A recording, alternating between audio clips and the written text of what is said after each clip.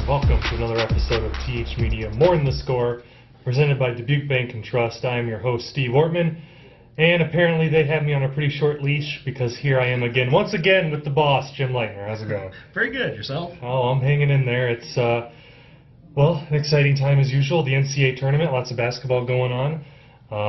We're making our picks now here as the brackets are coming out. Who put you on the spot? Who do you see playing for the championship? Well, I have Maryland winning it. I have Maryland beating Michigan State in an all Big Ten championship. There's a lot of Big Ten teams to choose from this right. year, that's for sure. And well, I tell you what, as far as filling out a bracket goes for me, I've been working at this for years now. Just the last few years have been just truly awful looking brackets. If we really wanted to sum it up, my brackets the last few years could probably be summed up like this. So I am looking at any edge I can get. I've heard there's a pretty smart person down in the lower levels of the TH building that is pretty good at picking in the tournament brackets. So earlier today I hit the scene, went down to downstairs. I don't venture down there too often, but I went down there to see this fella and see if he could help me out. So let's hit some footage.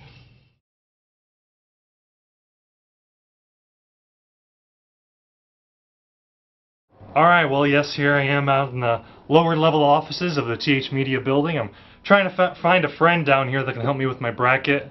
I have not had a whole lot of success in recent years like many people, so I'm down here. I'm going to try to see if I can find a friend to help me out. So, and here we go, one of my best friends here. We have Teddy here down at the lower level classified area down here at the TH Media building. How's it going, Teddy? Okay.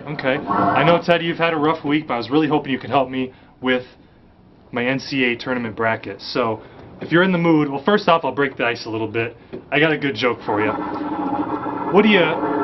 Why can't you hear a pterodactyl using the bathroom? Because the P is silent. Am I right, buddy? Am I right? Okay, anyway, so let's talk NCAA tournament bracket. Teddy, who do you got coming out of the South? Arizona. All right, he's got Arizona coming out of the South. That's who I'm going to take. As we head to the West, who you got coming out of the West? Don't eat the mic. Oklahoma. All right, Oklahoma it is. Moving over to the East, who you got coming out of the East? Don't be shy. Don't be shy. All right, Indiana. All right, Indiana it is. And to wrap up the Final Four, Midwest, who you got? Okay, all right. He's battling with that one, but he's going with Purdue. So there's your Final Four. Who you got in the championship game and who you taking as the winner? Settle down. Did you eat lunch? All right, he's going with Arizona against Indiana, and he's taking the Arizona Wildcats to win the national championship this year. So that's what I'm going to go with. That's going to be my bracket. So I really appreciate the help, Teddy. You're a handful down here, and I know it's been a long week. It is for all of us. So to wrap things up, I got one more good one for you. What do you call a dinosaur with an extensive vocabulary? A thesaurus. He liked it. All right, back to you guys in the studio. All right, so we'll see if Rex pulled it off for me and has some good picks. But that's the NCAA tournament about to kick off. Just last week, we wrapped up the boys basketball tournament, the Iowa State tournament down in Des Moines. Lots of action for us. We had 3 teams down there that made some runs. Started off with Dubuque Wahlert, going for the three-peat, a rare three-peat championships in 3A. Unfortunately, they were denied by an MVC foe in Cedar Rapids Xavier. They did, and I think a lot of people around Dubuque thought that might have been an upset, that Cedar Rapids Xavier beat them. But, actually when you look at how good a team Xavier is, I don't know that you can necessarily call it that much of an upset. They're a very athletic team, they're a very good team, and they've got a nice defense. So they were able to knock off Wahlert. It was a great game from start to finish, and I think the key was Xavier really played almost the perfect game, and that's really what you had to do to beat Wahlert. And I know for Golden Eagles fans, a disappointing end, but I mean, you look at their run, won back-to-back championships, and finishing as runner-up this year. Yeah, and I think the big key was, again, Xavier, I know Wahlert was a little bit mixed up with the defenses that Xavier threw at them. They played once at the end of the regular season, and Xavier played kind of a vanilla defense. They didn't really throw too much at him. But the Wahlert players even said that every time they came down the floor, they were facing a different defense from Xavier, and that made a big difference. Another big key was free throws. Xavier hit 15 of 18, and Wahlert only hit 6 of 10. And, you know, when you're talking about a game that's 62 to 57, free throws were definitely the key there. Yep, absolutely. And you look at another city team that made it down, Dubuque Senior, kind of a team that unexpected run. Not a lot of people expected them to make it down there, but they did, and they ran into a tough competition in the first round. They did, you know, and I think it's great experience for Senior. They're a team that had, you know, most of their roster was freshmen and sophomores, and they were a team that I don't think a lot of people expected to be even 500, playing in a real strong conference like the Mississippi Valley.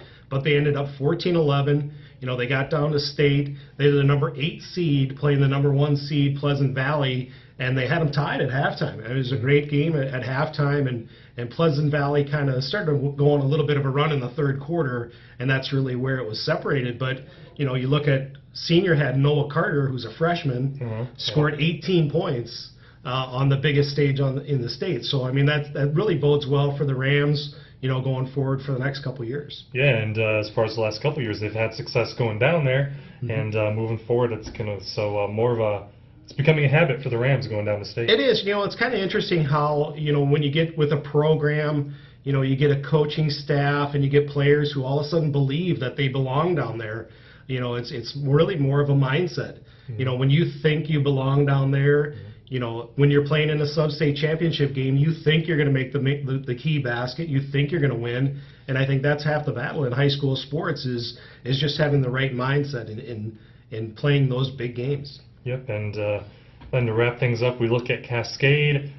A tremendous story. Al Marshall coaching in his final season. They make it to the state championship game for the first time under Marshall, and just come up short to another tremendous team.